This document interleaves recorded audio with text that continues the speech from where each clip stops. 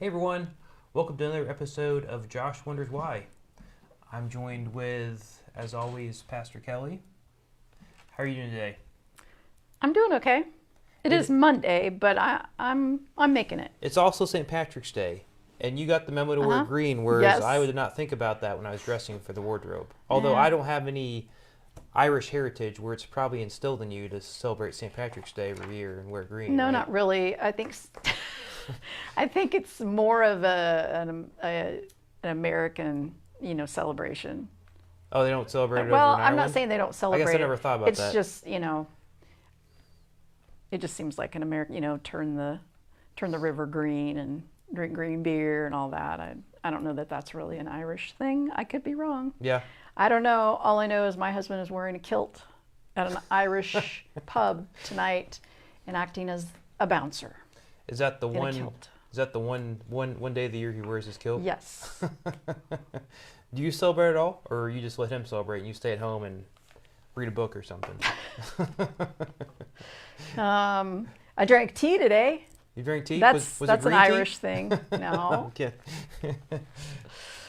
Well, awesome. So tonight on Josh Wonders Why, we're going to unpack the topic of headship or male headship, which is it's going to be a fun topic to unpack. I think you came armed with lots of ammo to say why it's not a good thing. But before we went down that rabbit hole and probably take another hour bashing male headship and men in general. I'm not here to bash men. Okay. I'm just here to tell y'all what the Bible says. So I'm not about bashing men. I'm just about getting the facts straight. Sure. Completely understand. I'll bash the men for you. Okay, thanks. So before we get on that, I did want to highlight, it is Women's History Month. And before we get on this complex topic, and maybe depressing topic of male headship, I did want to maybe highlight a couple milestones throughout U.S. history for women, right? So I found this on, I think it's history.org or something, but they have a list of milestones. I drilled it down to probably I don't know, more than I probably like to admit, but I think I can run through them pretty fast because I think they're worth mentioning. So the first thing that listed was in 1776, Abigail Adams, who was married to a founding father, John Adams. You also find him in Hamilton. Yes. But she made a plea to him and the Continental Congress to remember the ladies and be more generous and favorable to them than your ancestors. Don't put such unlimited power on the hands of the husbands. Remember, all men would be tyrants if they could. If particular care and attention is not paid to the ladies, we are determined to foment a rebellion and will not hold ourselves bound by any laws in which we have no voice or representation. It's pretty hardcore. That's hardcore. And how long did it take? Well, let's go. So that's 1776. And we jump forward, 1849, we have the first woman to graduate from medical school and become a doctor.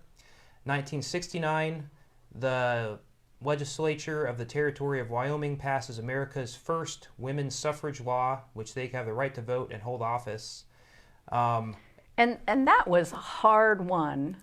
Yes. The right to vote was hard won by women. I mean, they went through a lot, physical harm, being arrested, spending time in jail. Yeah. Yeah. And we jump forward and I'm skipping over some of our milestones because I wanted to be able to have time to talk about the male headship. But 1917, we had the first woman elected to Congress as a member of the House of Representatives. 1920 is the ratification of the 19th Amendment, which says anybody should be able to vote regardless of their sex. And it's nicknamed the Susan B. Anthony Amendment, which she had a lot to do in the 1800s about that. 1932, Amelia Earhart is the first woman and second pilot ever to fly solo across the Atlantic. Flash forward 30 years, 1963, John F. Kennedy signs into law the Equal Pay Act, which prohibited sex-based wage discrimination. Although I find that funny because where we're at 70 years later, and it's still a problem for pay inequality, right? Yes, and in the 60s, it wasn't that easy for a woman to get a high-paying job. Yeah. Because they wouldn't hire a woman; they would hire a man. Yep. Okay, they would hire a white man. Because at the time, he was probably more qualified, right? I say in quotes, but yeah, being funny. Yeah, qualified, right. I mean, they could be a secretary, but they couldn't be, they couldn't be like a boss. Well, I wonder, you bring up a good question. I wonder if there were any male secretaries at the time that did earn the same as female secretaries, or if the male administrative assistants earned more. I don't know. If have to anybody Google that. knows out there about, were there male secretaries who, received the same pay wage? They probably were promoted pretty fast outside of the secretary That could position. be, yeah. So we got that. The year later, Lyndon B. Johnson signs the Civil Rights Act, and then there's also Title VII, which bans employment discrimination based off of race, religion, national origin, or sex. 1972 is Title IX, which is for the education amendments and allow the mainly a big part to allow women to play college sports. Now, I have a story about Title IX. You do? This is, okay. So when I was in college, I joined a music fraternity. Yeah. But it couldn't be called a fraternity. It had to be called a sorority because men weren't allowed. And under Title IX, if we wanted to be a fraternity, we had to allow men. Really? Mm-hmm. That seems a little opposite. So it's just interesting. I'm just saying. Yeah, that is it interesting. works both ways. Yeah. Well, that's like I always joke. Well, the focus is, I always joke, and this is just a joke, but the focus is always on breast cancer awareness and female survivors. But there's plenty of men that have breast cancer as well, but the focus is on the females, right? Yeah, but when it comes to heart health, yeah, it's fair. That's a men good point. are looked at, men are studied, and there are plenty of women who have heart attacks and heart issues. Yeah, so. Probably more because they deal with the men in their lives, right?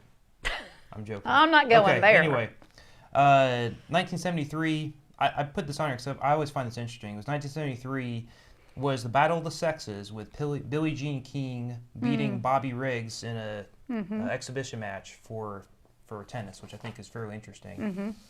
Flash forward, 1981, Sandra Day O'Connor is the first woman to serve on the U.S. Supreme Court. 1983, Sally Ride's the first American woman in space. 1984 is the first presidential nominee that names a female as their running mate as vice president. And we flash forward, 1993, Janet Reno is the first female attorney general. 1994, we talked about this, I think, last week or the week before.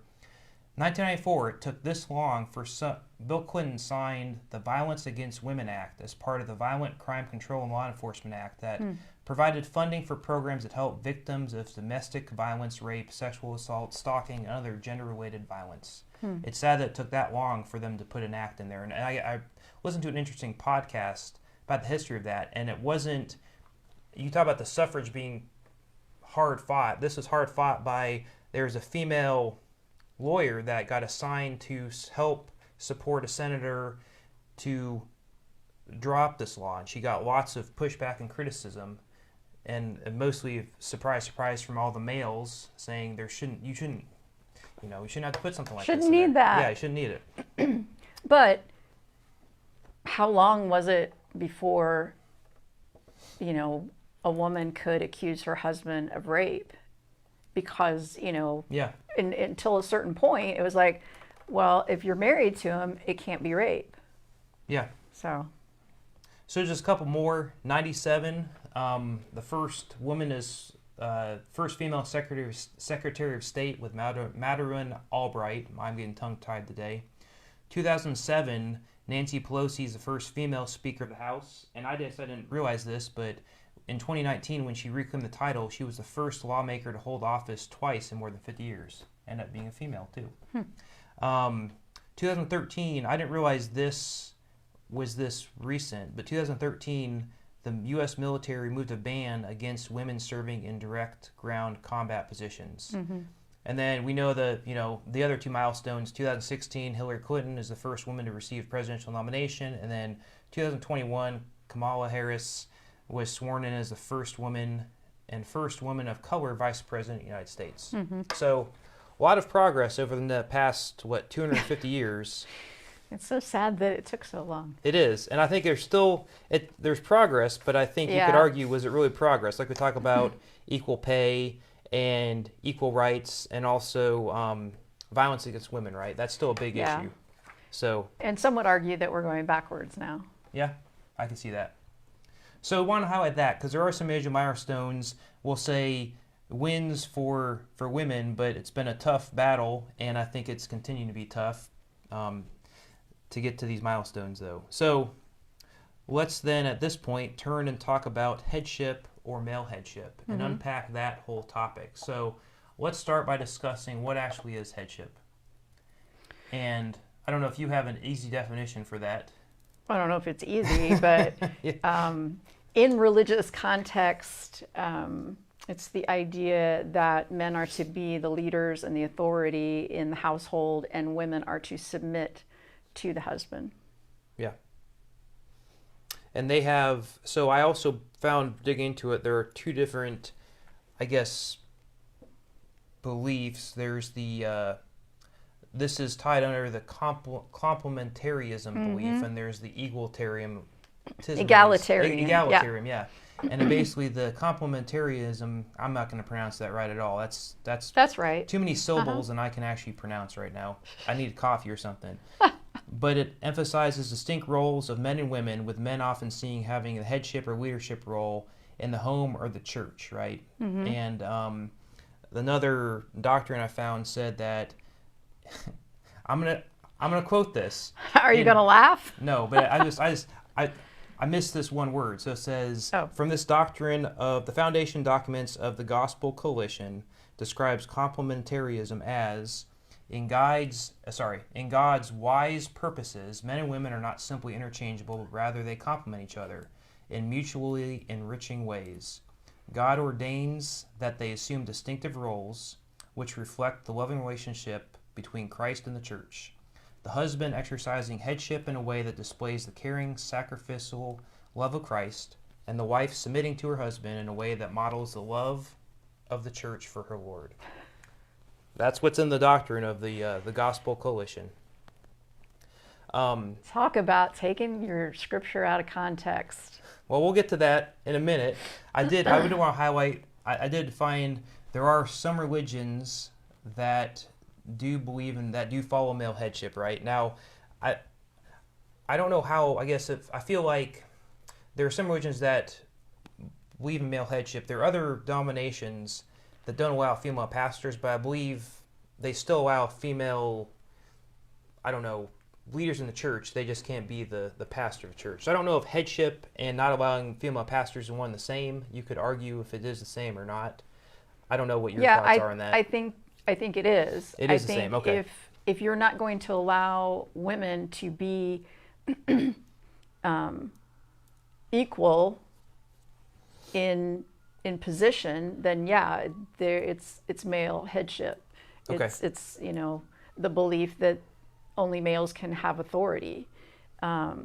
Although some churches let women have authority over children. Well, that's good. Oh, and then there's the other thing.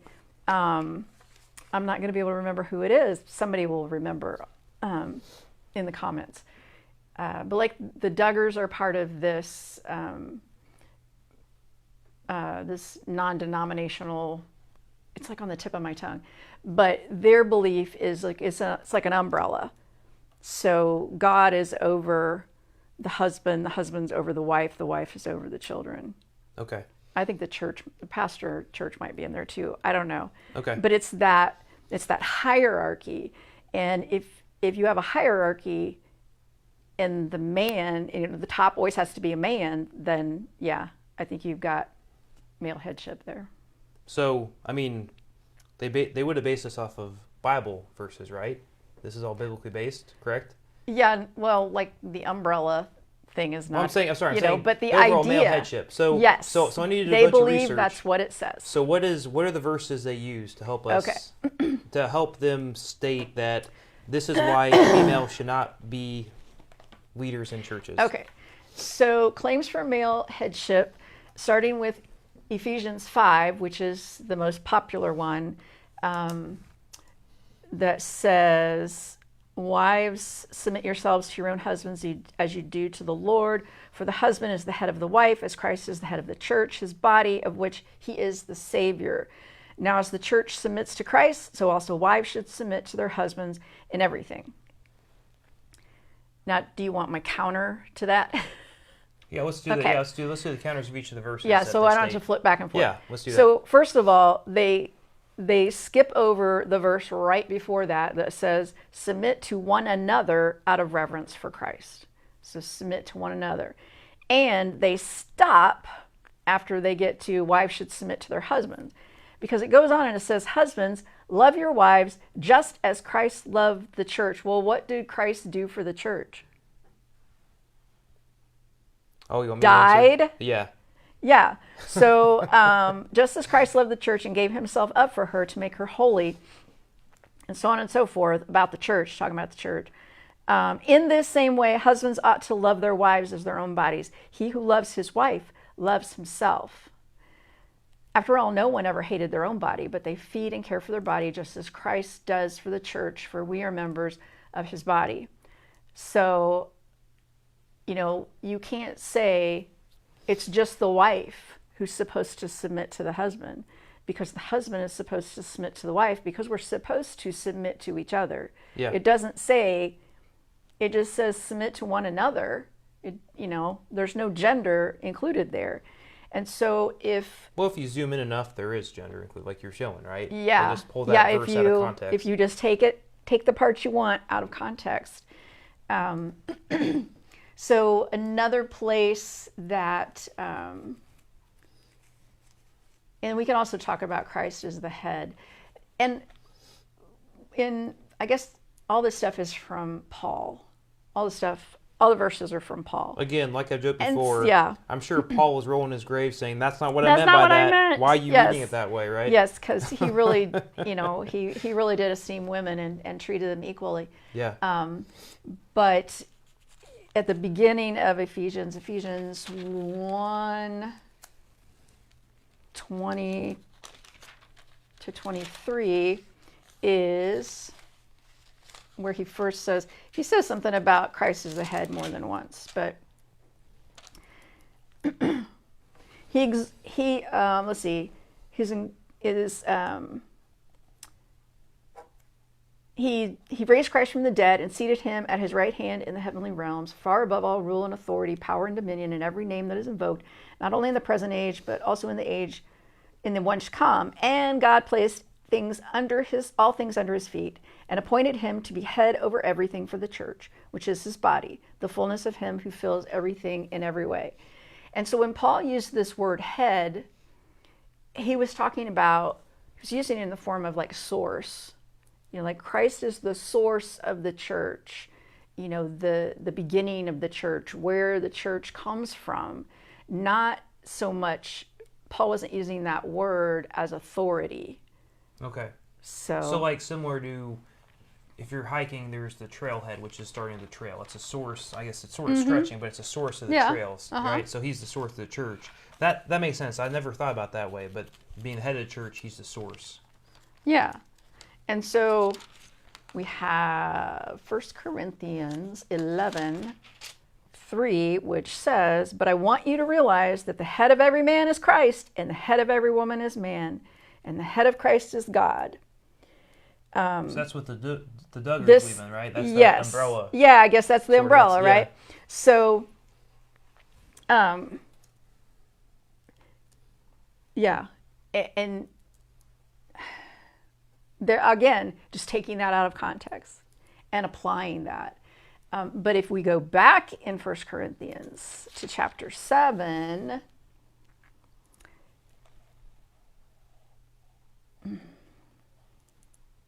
First Corinthians 7. Okay. That's not what I wanted. 1 Corinthians 7. Okay, so he's talking about the people had written to Paul and said, obviously we have this problem, and they're trying to force the people of that church to be celibate. So now for the matters you wrote about, quote, it is good for a man not to have sexual relations with a woman, unquote. But since sexual immorality is occurring, each man should have sexual relations with his own wife and each woman with her own husband. The wife does not have authority over her own body, but yields it to her husband. In the same way, this is the same verse, in the same way, the husband does not have authority over his own body, but yields it to his wife. So, yeah. So again, we have that equality that Paul is talking about. And then the last one for male headship is, the one we just love to quote. Which one is this? 1 Timothy 2:12. That's one that came up a lot when I was doing I research. do not permit a woman to teach or to assume authority over a man. She must be quiet. I'm sure that's taken out of context, right? So there are a couple ways to understand this. One, it could be that this was a specific church issue for that particular church that Timothy was serving.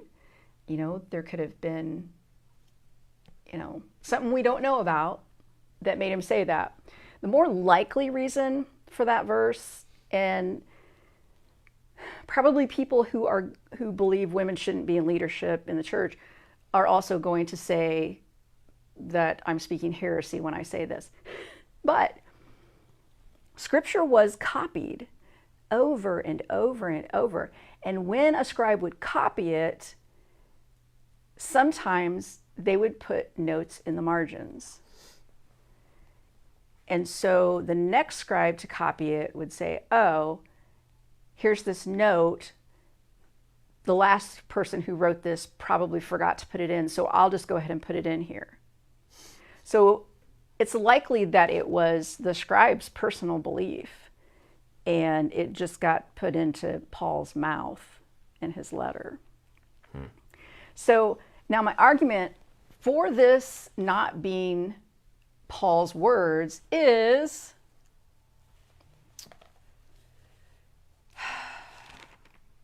Romans 16.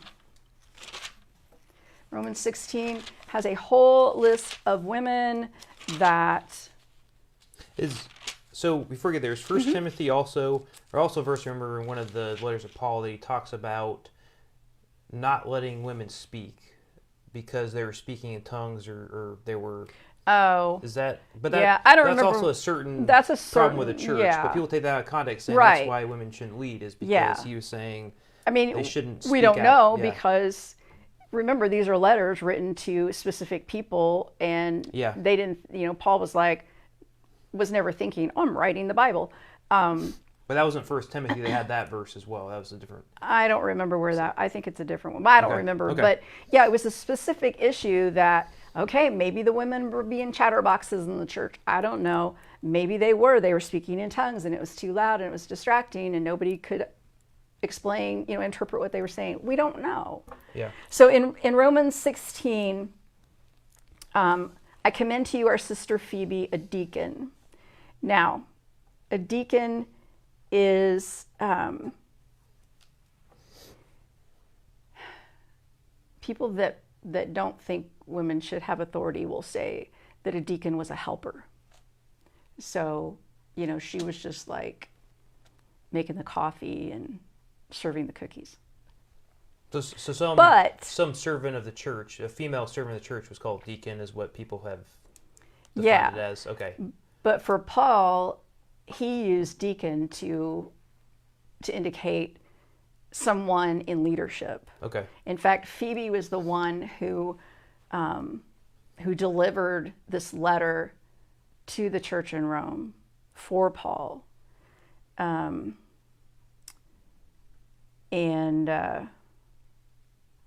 A deacon of the church in Cenchreae. I probably didn't pronounce that right. Then Priscilla and Aquila. Priscilla and Aquila are husband and wife. It's always in that time, the husband's name would have been first. And yet Paul keeps putting Priscilla's name, or Prisca. Priscilla is just like a more familiar version of Prisca. And they took him into their home, and because they were tent makers as well, and they all made tents together and did ministry together. And there's another place in Acts where Priscilla and Aquila helped another. It was this guy that he was out preaching, and he didn't quite have everything right, so they took him aside and they explained it better, so he would understand better. And so we can assume that they did the same for Paul, because he was a brand new believer. Yeah. But yeah, then there's Junia, and people who think that women shouldn't have authority will say, oh, that's not a woman's name. It's a male name. However, Junia was identified as female by church father Origen, who, why would he make that up? Yeah. So that's the tradition. Church father, way before these guys who were saying, no, that's a man's name. Yeah, sure it is. And then we have Tryphena and Tryphosa, and Julia, Nympha and the church in her house. That's in Colossians. So Paul had all these women serving in leadership positions. So for him to say this random thing in a letter to Timothy about, I don't permit women to teach men. Yeah. That doesn't jive with the rest of what is coming out of Paul. So that just makes that suspicious to me. Yeah. So. That's a good point. Yeah. What about, so let's talk about some other stuff, because I was doing some looking at the denominations that don't allow female pastors and the reasons why, and I'm hoping you can maybe shed some light on why they believe this way and what the counter is to this. And we had talked about these two examples. Is that at least in a 1998 document, the Catholic Church said basically that ordination to the ministerial priesthood is reserved for men because the church is bound to follow the example of the Lord, who chose only men as his apostles.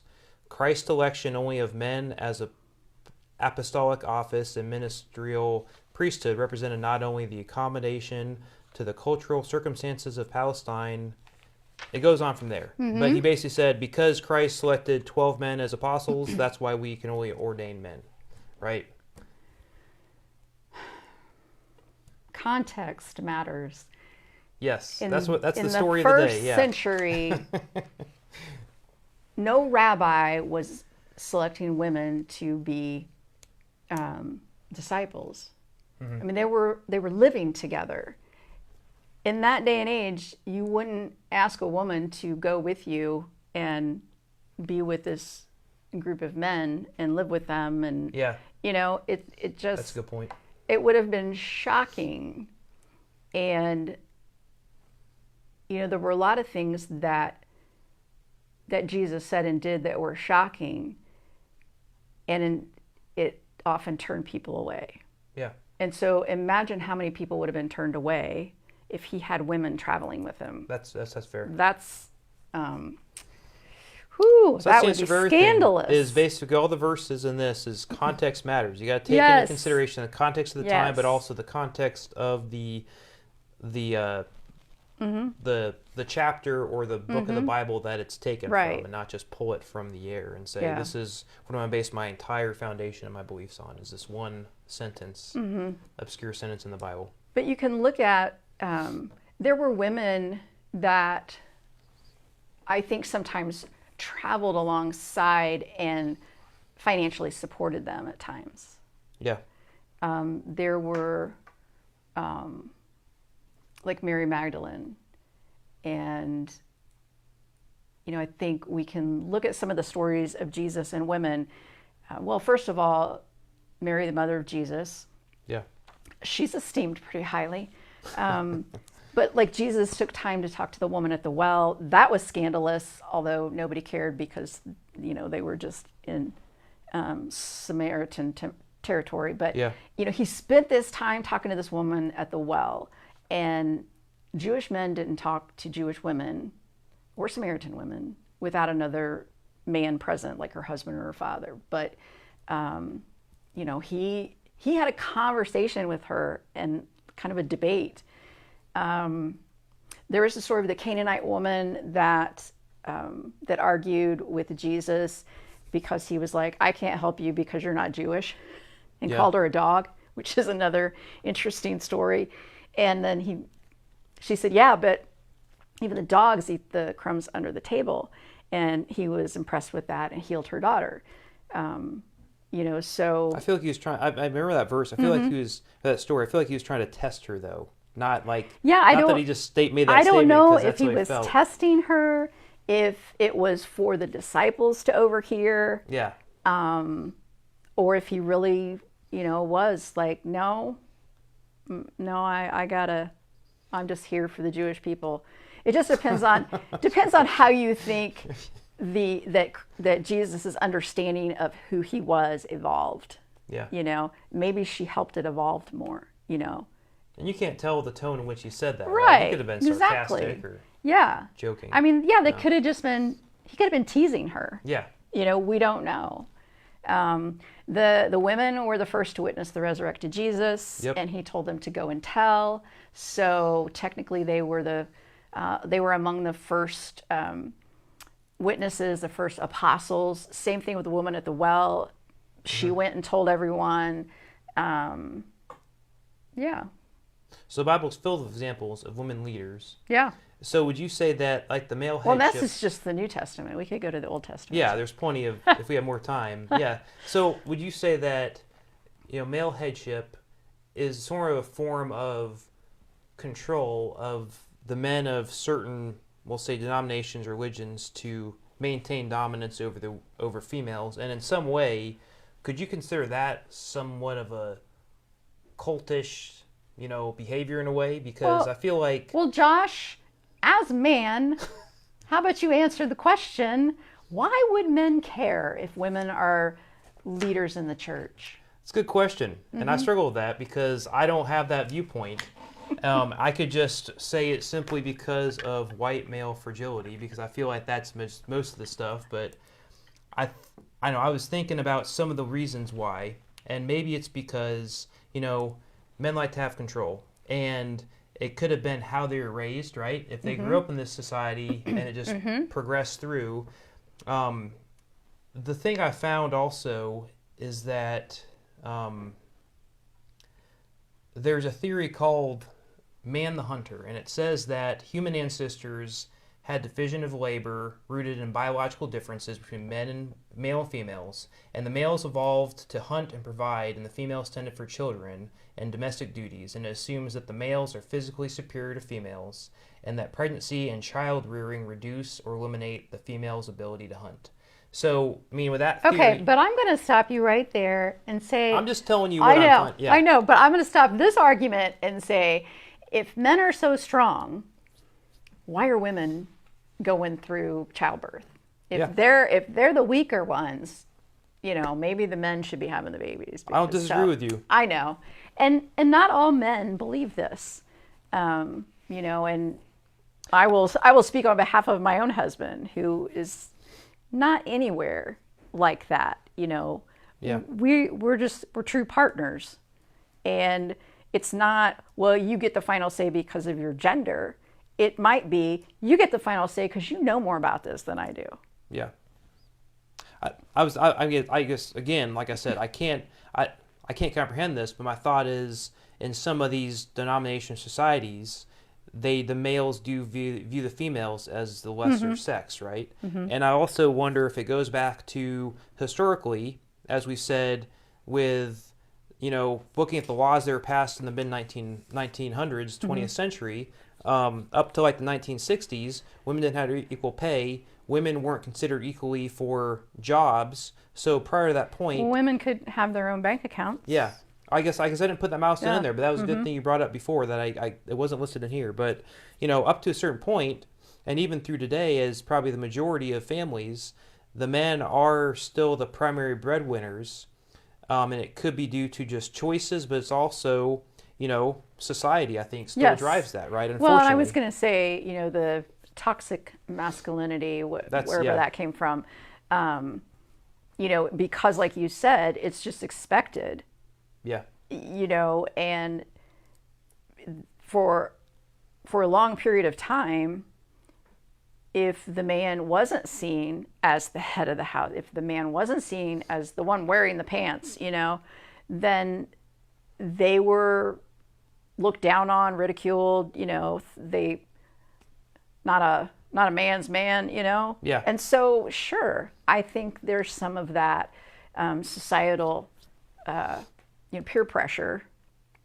And I think as being the primary breadwinner or making the salary, I think maybe the mindset was, I earn the money, so I have the ultimate say on the decisions of how we handle the money, right? Yeah. And I assume that maybe translated into certain, denominations of church saying men know how to lead and make decisions better than female. And it goes back to, like I mentioned maybe before when we were talking, is, DEI. I think women are just as capable as men to lead. I mean, look at the president of Mexico. She's standing up to Trump like a boss, right? Yeah. I mean, she's not backing down. That's impressive. I mean, women are just as capable, if not more capable, in these positions. It's just, unfortunately, due to the society and the laws, we just keep them down and prevent them from achieving the full potential, I guess, in a way. But yeah, because to do away with DEI is basically saying, now I don't have to consider anybody but a white man for the job I want to hire. Yeah. I don't have to. So I'm not going to, because I don't want to work with somebody other than a white male. Even though if I had to consider, a variety of people, I might find that the white male is not as qualified as one of the others. And so, I think Ashley said this a couple weeks ago, that you're just leaving out the possibility of finding the very best person for the job. Yeah. If you were only going to consider white males. I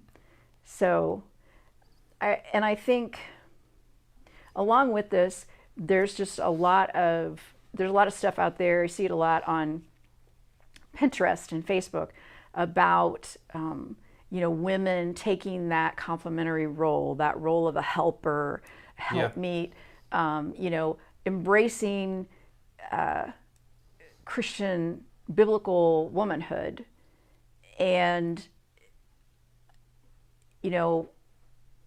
I think women should be able to do what they want to do. Yeah. And if they want to stay home and do the domestic things and, be there with the children, or if they want to go work and, sometimes that makes a better mother if you're not there all day, it's just personality wise. Yeah. And I think to make someone feel bad because, make a woman feel bad because she has a job is wrong. I think it's wrong to look down on women who are, spending their time at home doing things. You can't have it all at the same time.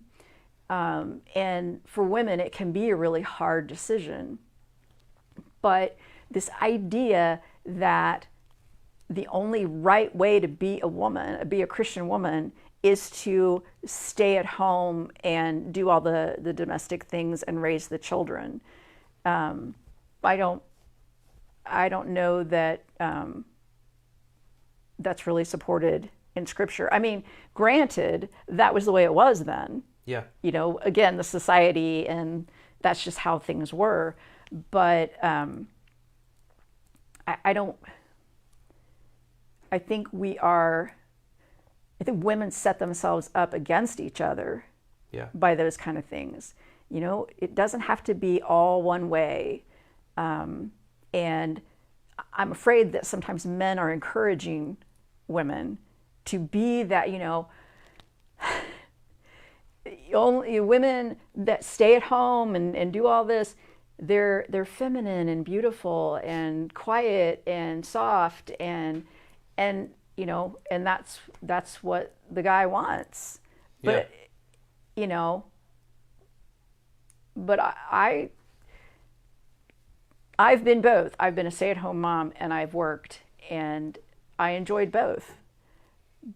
But, you know, one way is not better than the other. Yeah. You know, so, yeah. Yeah.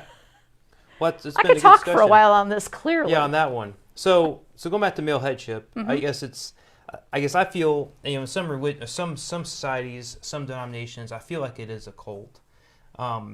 Because I was listening to a podcast, I think last year, and it was talking about, I can't remember what the religion was, but it's based somewhere up in the Northwest.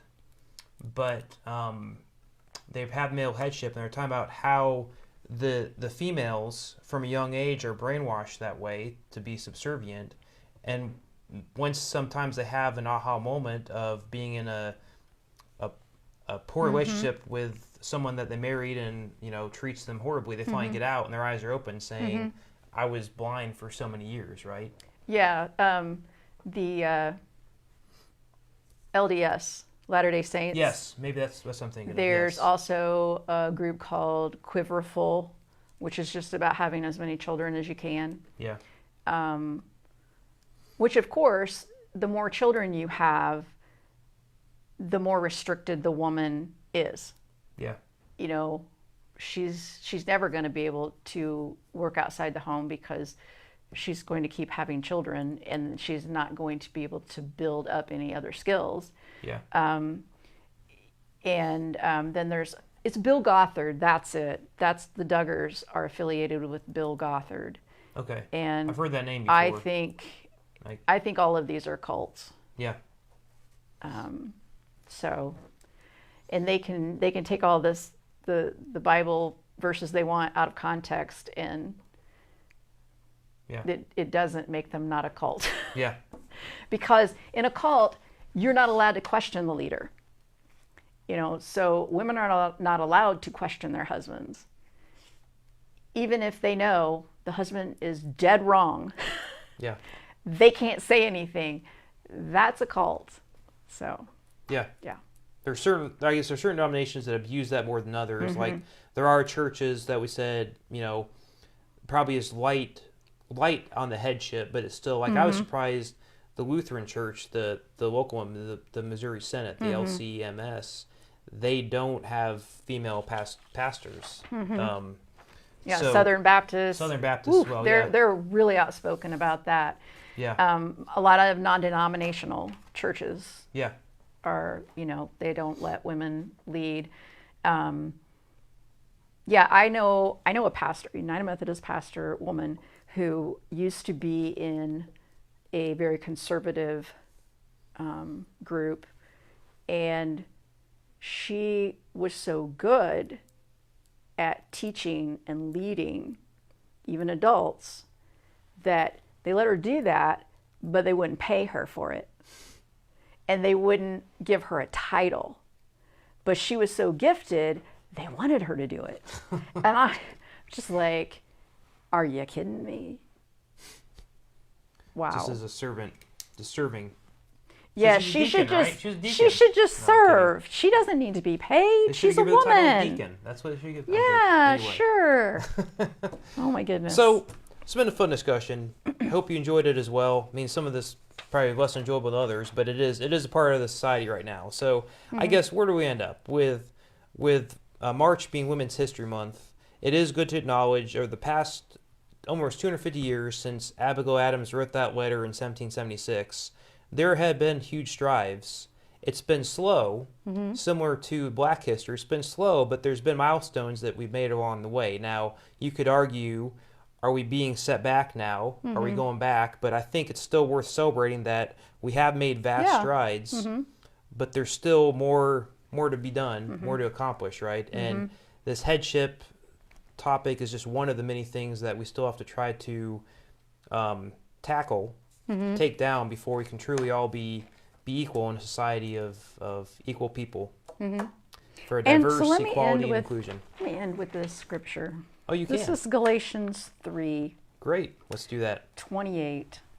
There is neither Jew nor Gentile, neither slave nor free, nor is there male and female, for you are all one in Christ Jesus. Amen. Can't do better than that. That's Paul. So thanks for watching us tonight. If you enjoyed this, any questions or comments would be greatly appreciated if you're watching. If there's any additional topics you'd like us to tackle in the future, feel free to put those in the comments or let us know. Looking forward, we'll have another Digging Deep this Thursday. Mm-hmm. What's the topic this week? This week it is, I was just working on next Sunday, so now I'm trying not to get them confused. But we're going to talk about when Jesus used the metaphor of the mother hen with her chicks. I don't know if I'm familiar with that one. Yeah, you will be. You'll go, oh, yeah, I know what you're talking about. Okay. When he comes into Jerusalem, Jerusalem, Jerusalem, how I long to gather you under, Okay. But you were not willing. Okay. Mm-hmm. So listen to that. we're gonna talk about that. Okay. Mm-hmm. And then next week we'll be off. It is spring break here locally, so I'll be on vacation. So no Josh Wonders Why next week. No Digging Deep, but you may still do Coffee with Kelly. Yeah, maybe? probably. Okay. I don't have vacation, so. And they'll still be posted throughout the week. There's not many Yeah. live streams. And we'll be back then for Josh Wonders Why in 2 weeks on March 31st to have the peeps. Yay! So I have not had one peep yet. this year or this since year. Easter? This year. Okay. I don't know. Yeah, probably since last Easter. So I we have haven't had any. a lot of neat flavors you should watch. They're actually new this year. There are a couple new flavors. I've been since January start following news articles to find out more about them. I know also it was Ashley posted in our Facebook group about pizza. So that's pizza with peeps. So if I find the time, I may try to make a savory and a sweet one. So I found recipes for both. Oh.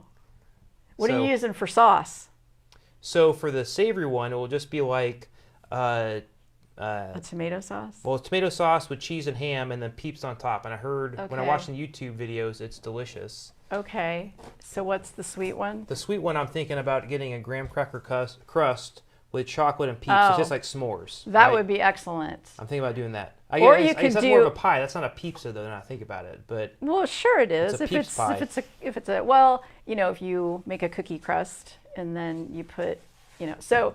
And the other option is to have pizza, and instead of sauce, you have mashed sweet potatoes, and then marshmallow mashed peeps. Sweet potatoes?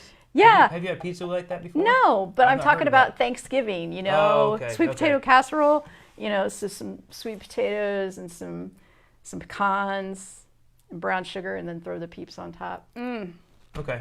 That would also be good. So if I find the time, I will make some pizzas and bring them in, and we'll taste test those as well. You won't want to miss it. So March 31st, mark your calendars. We'll be back on Josh Wonders Why.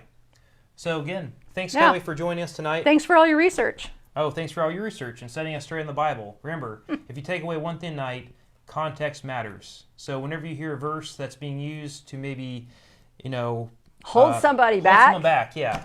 From the call God has on their life. Maybe think about, let's look at the context of that verse and that society, but also what are the other verses around that verse, right? Yeah. So context matters. We should make shirts like that. That should be our slogan.